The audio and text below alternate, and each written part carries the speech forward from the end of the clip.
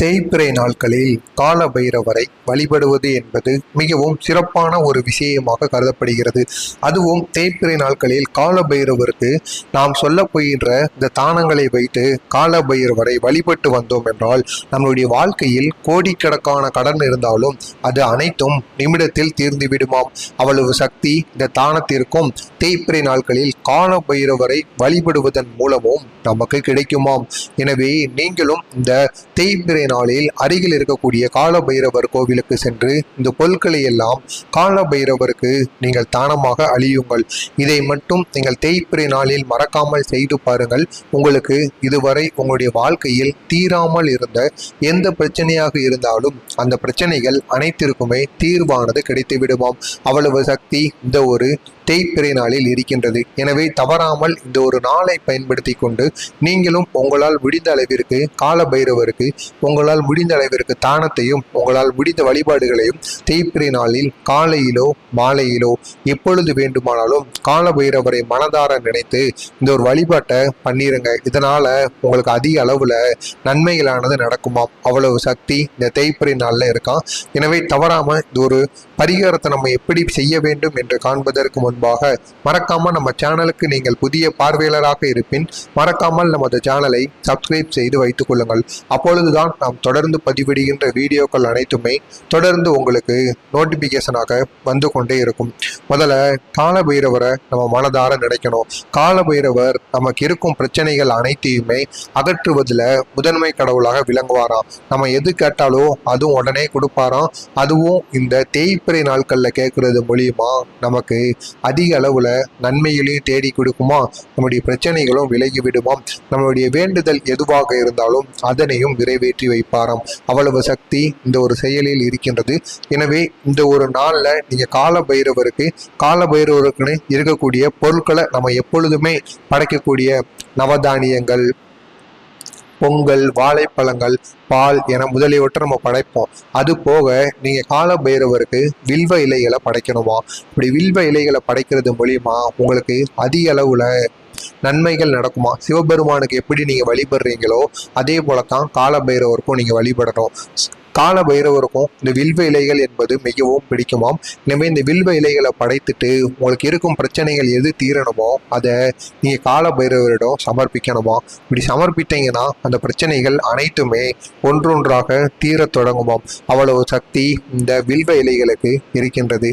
இரண்டாவதாக கால பைரவருக்கு இந்த எண்ணெய்களில் நீங்கள் விளக்கேற்ற வேண்டும். பசுமாட்டிலிருந்து கிடைக்கக்கூடிய பசு நெய்யிலிருந்து நீங்கள் விளக்கேற்ற வேண்டும். இலுப்பை எண்ணெய் மூலமாக விளக்கேற்றலாம். மூன்றாவதாக பஞ்சதீப விளக்கையும் நீங்கள் கால பைரவருக்கு ஏற்றலாம். இந்த ஒரு தீபத்தை மட்டும் ஏற்றினால் போதாது. முடிந்தால் இந்த 3 தீபத்தையுமே நீங்கள் கால பைரவருக்கு தேய்பிறை நாட்களில் ஏற்றலாம். இந்த ஒரு தீபத்தை காலை மாலை என எந்த ஒரு நேரத்திலோ வேண்டுமானாலும் அருகில் இருக்கக்கூடிய கோவிலுக்கு சென்று ஏற்றுங்கள். முடிந்தால் கால பைரவருக்கு மிகவும் பிடித்த பொருட்களாக விளங்கக்கூடிய பொருட்களை எல்லாம் படையுங்கள். படைத்து இந்த ஒரு விளக்கை ஏற்றி அதற்கப்புறமாக ஓம் கால பைரவரே நமக என்கிற இந்த ஒரு மந்திரத்தையும் நீங்கள் 108 முறை கூற வேண்டும். இப்படி 108 முறை கூறி கால பைரவரிடம் உங்களுடைய வேண்டுதலை வையுங்கள். கட்டாயம் உங்களுடைய வேண்டுதல் நிறைவேறிவிடும். அது மட்டும் அல்லாமல் கால பைரவர் கோவிலுக்கு சென்று உங்களால் முடிந்த அளவிற்கு அன்னதானம் செய்ய வேண்டுமாம். அங்கு வருகின்ற பக்தர்களுக்கு நீங்கள் அன்னதானம் செய்தீர்கள் என்றால் அதிக அளவில் உங்களுக்கும் மகிழ்ச்சி கிடைக்கும், அந்த பக்தர்களுக்கும் மகிழ்ச்சியானது கிடைக்குமாம். அவ்வளவு சக்தி இந்த கால பைரவருக்கு நாம் தேய்பிறை நாட்களில் வழிபடுவதன் மூலம் கிடைக்குமாம். எனவே தவறாமல் நீங்களும் கால பைரவரை தேய்பிறை நாட்களில் வழிபட்டு வாருங்கள். இதனால் மிக பெரிய அளவில் உங்களுக்கு நன்மைகளானது நடக்கும். இது மகா பெரியவா அவர்கள் அவருடைய பக்தர்களிடம் கூறிய ஒரு எளிய பரிகார முறை. நீங்களும் இதனை செய்து உங்களுடைய வாழ்க்கையிலும் வெற்றியையும் பயனையும் தேய்பிறை நாட்களில் கால பைரவரை வழிபடுவது என்பது மிகவும் சிறப்பான ஒரு விஷயமாக கருதப்படுகிறது.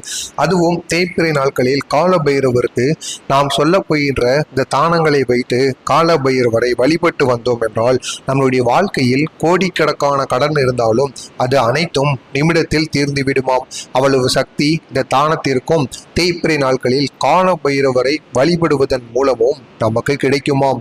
எனவே நீங்களும் இந்த தேய்பிறை நாளில் அருகில் இருக்கக்கூடிய கால பைரவர் கோவிலுக்கு சென்று இந்த பொருட்களை எல்லாம் கால பைரவருக்கு நீங்கள் தானமாக அளியுங்கள். இதை மட்டும் நீங்கள் தேய்பிறை நாளில் மறக்காமல் செய்து பாருங்கள்.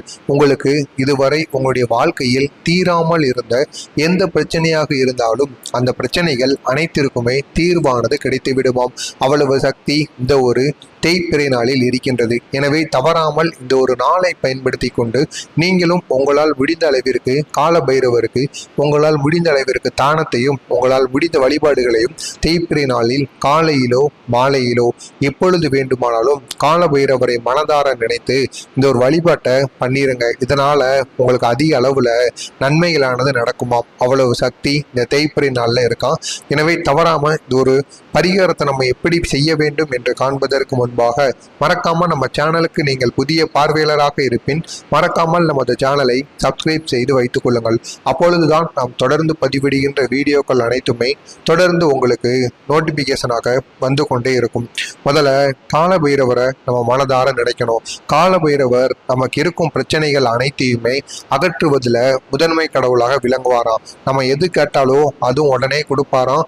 அதுவும் இந்த தேய்பிறை நாட்களில் கேட்கறது மூலியமா நமக்கு அதிக அளவுல நன்மைகளையும் தேடி கொடுக்குமா, நம்முடைய பிரச்சனைகளும் விலகி விடுமாம். நம்மளுடைய வேண்டுதல் எதுவாக இருந்தாலும் அதனையும் நிறைவேற்றி வைப்பாராம். அவ்வளவு சக்தி இந்த ஒரு செயலில் இருக்கின்றது. எனவே இந்த ஒரு நாள்ல நீங்க கால பைரவருக்குன்னு இருக்கக்கூடிய பொருட்களை நம்ம எப்பொழுதுமே படைக்கக்கூடிய நவதானியங்கள், பொங்கல், வாழைப்பழங்கள், பால் என முதலியவற்றை நம்ம படைப்போம்.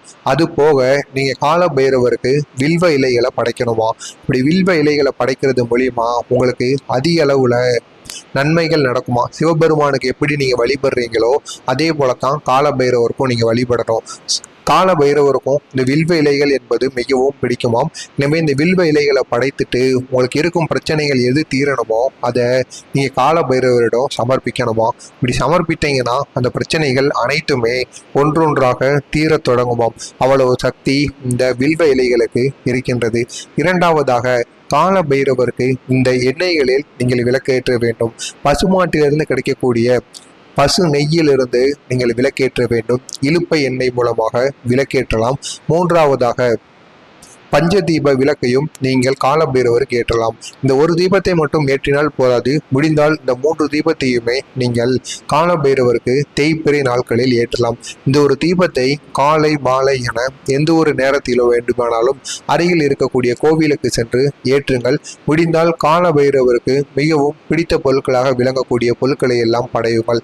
படைத்து இந்த ஒரு விளக்கை ஏற்றி அதற்கப்புறமாக ஓம் கால பைரவரே நமக என்கிற இந்த ஒரு மந்திர நீங்கள் 108 முறை கூற வேண்டும். இப்படி 108 முறை கூறி கால பைரவரிடம் உங்களுடைய வேண்டுதலை வையுங்கள். கட்டாயம் உங்களுடைய வேண்டுதல் நிறைவேறிவிடும். அது மட்டுமல்லாமல் கால பைரவர் கோவிலுக்கு சென்று உங்களால் முடிந்த அளவிற்கு அன்னதானம் செய்ய வேண்டுமாம்.